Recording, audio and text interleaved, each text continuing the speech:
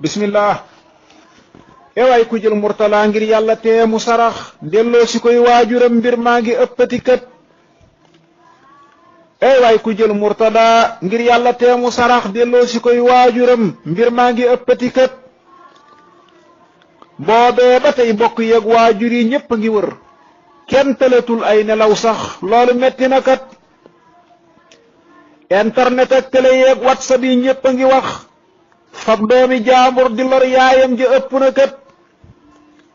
xanaa juróo doom xanaa yow nàmpaloo ba waral nga xëy ne cas doomi jaambur loolu metti na kat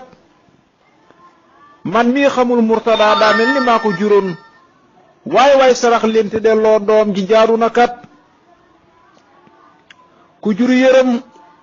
way yërëm leen waajuram yi ndaxam ku juddu am yaari at ngeen jël ko metti na kat sëppeen bu ndaw na mu mel ci xol ku xam du ko lor